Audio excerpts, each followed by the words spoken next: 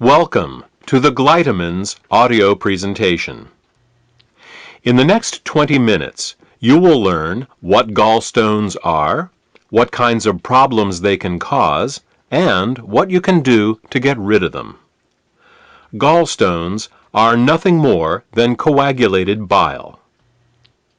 Bile is the green alkaline liquid produced by the liver, which, among other things, helps us digest our food. The liver produces about a liter of bile a day and stores it in a muscular sac called the gallbladder. The gallbladder then squirts this bile down a tube called the common bile duct into the small intestines to mix with the food that comes from the stomach. Well, that's what's supposed to happen. Unfortunately, with nutritional deficiencies and exposure to certain toxins, bile can thicken and form what is known as biliary sludge. When this biliary sludge forms, it makes it very hard for the gallbladder to get the bile into the small intestines. It's like trying to squeeze glue through a straw. It is out of this biliary sludge that gallstones are formed. Gallstones and biliary sludge disrupt the normal flow of bile, causing 3 different types of problems. The first set of problems is related to not getting enough bile into the intestines. The second set of problems occurs when toxins, unable to leave the body through the bile, back up and accumulate in the liver and the bloodstream. The third set of problems occurs when the bile, unable to get into the intestines, backwashes into the pancreas and liver. Let's start with the first set of problems and consider what happens when the bile becomes too thick or full of stones to reach the intestines in required amounts. The first thing that bile does in the small intestine is to neutralize the acidity of the food coming out of the stomach. In order to disinfect and digest the food that we eat, the stomach secretes hydrochloric acid. Did you ever wonder why the stomach doesn't digest itself?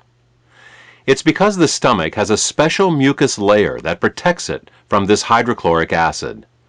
But the small and large intestine have no such protection. Instead, they rely on bile.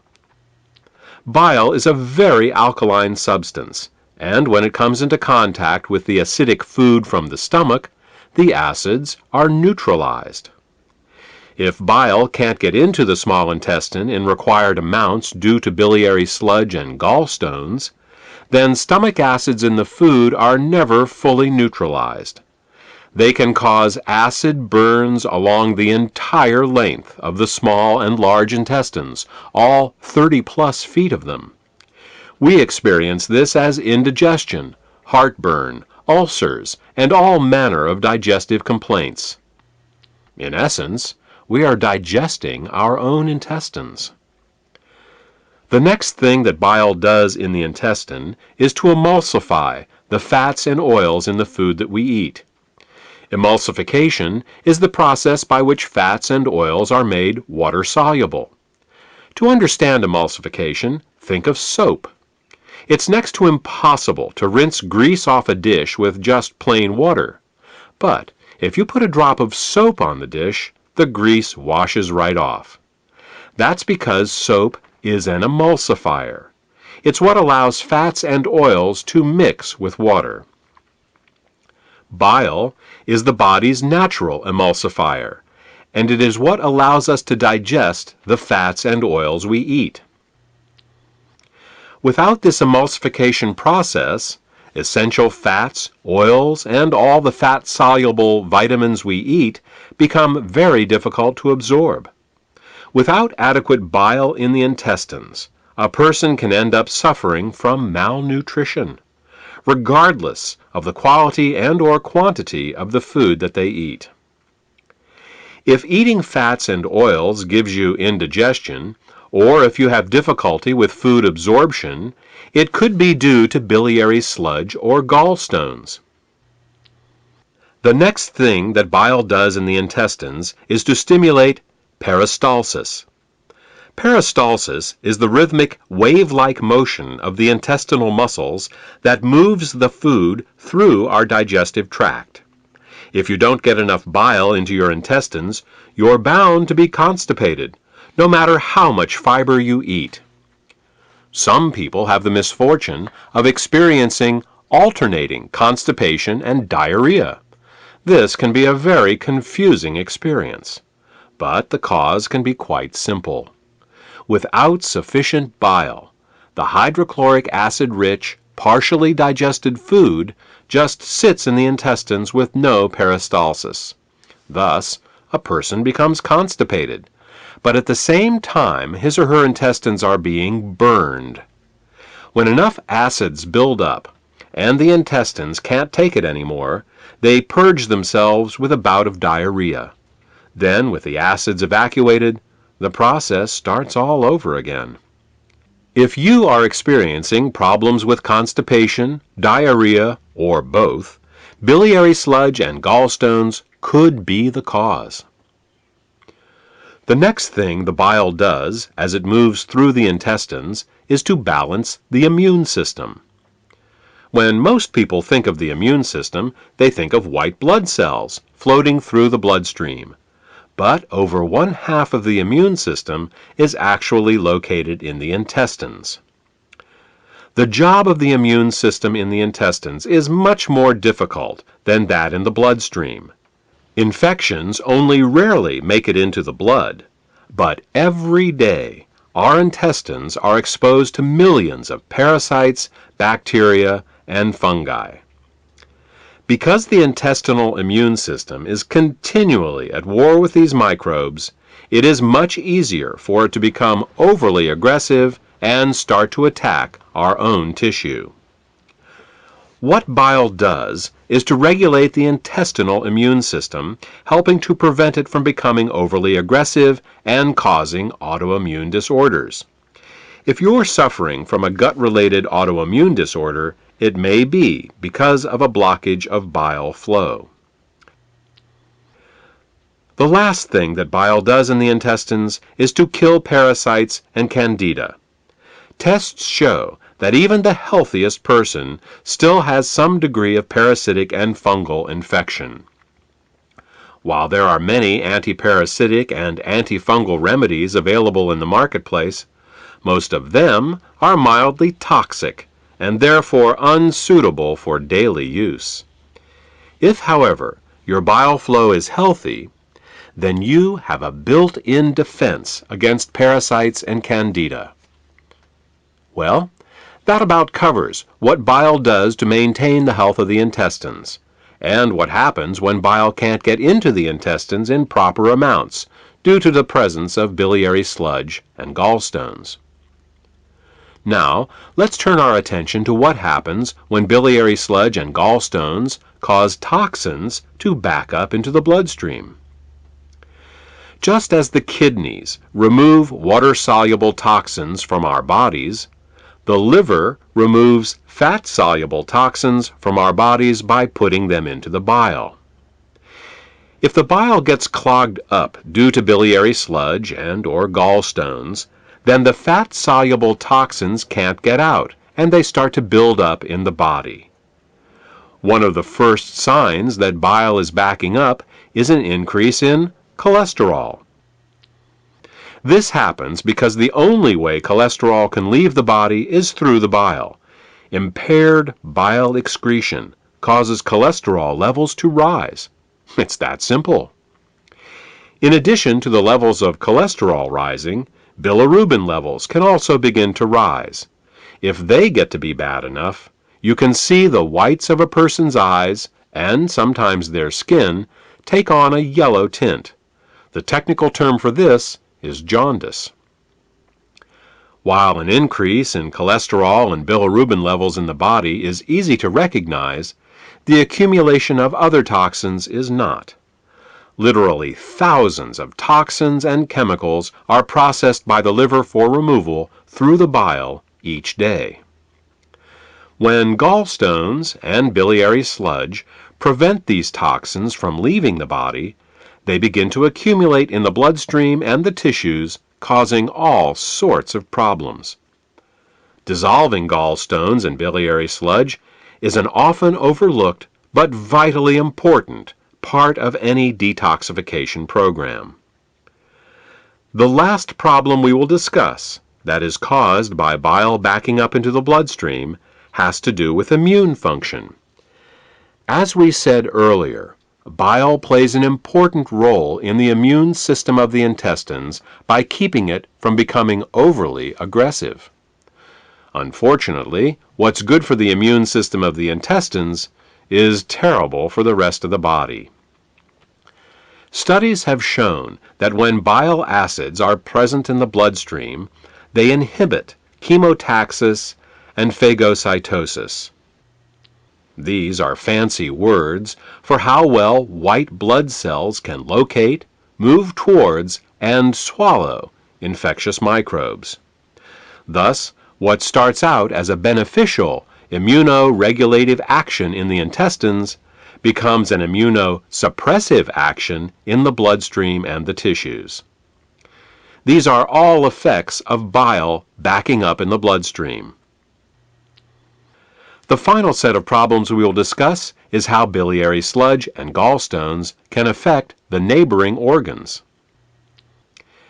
In addition to bile acids backing up into the bloodstream, bile can also back up into the pancreas and liver, where it can cause alkaline burns. This is because the liver, pancreas, and gallbladder all share the same basic plumbing, the common bile duct. There are valves that keep the bile from backing up into the liver and pancreas. If a small stone finds its way into one of these valves, the valve can get stuck in the open position. If this happens, then every time the gallbladder contracts to squeeze the bile into the small intestines, it can also squeeze the bile into the pancreas and the liver, causing caustic alkali burns and irritation. You see, very alkaline substances can burn us just as easily as very acidic ones. And with a pH of 9.5, bile is very alkaline.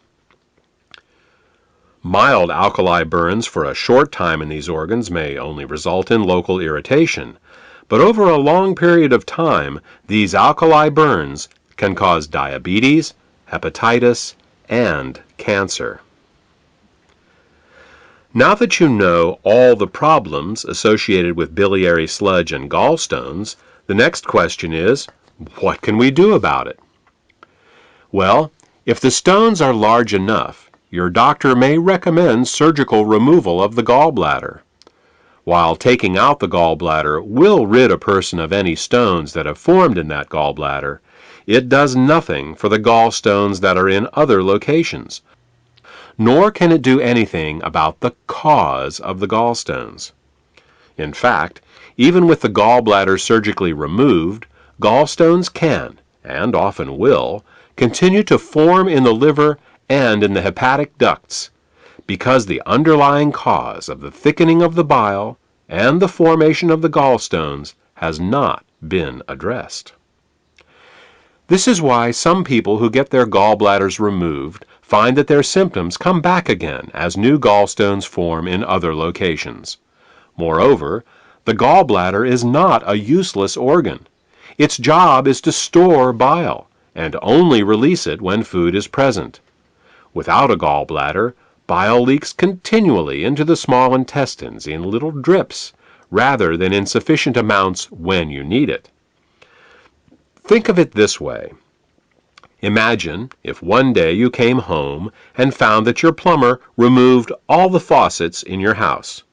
In their place, he just left the pipes, sticking out of the walls, slowly dripping water.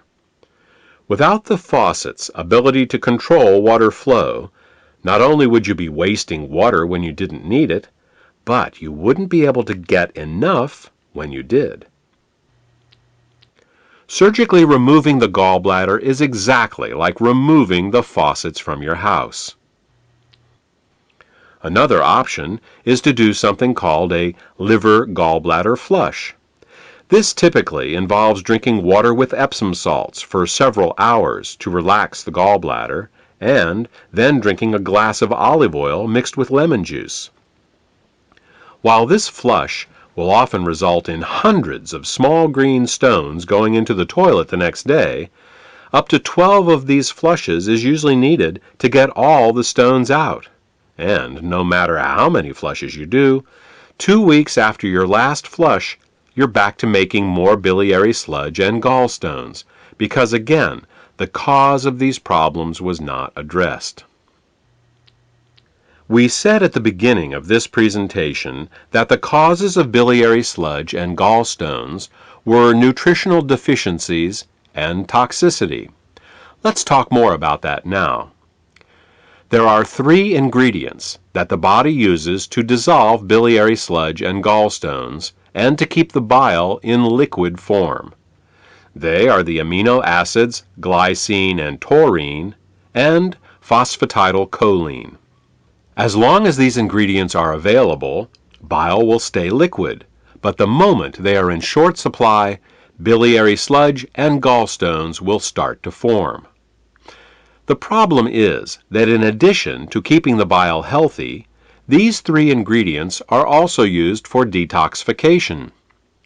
Glycine and taurine are involved in a detoxification process called peptide conjugation, and phosphatidylcholine is used in a detoxification process called methylation. Now, if we were only exposed to toxins once in a while, it wouldn't be a problem.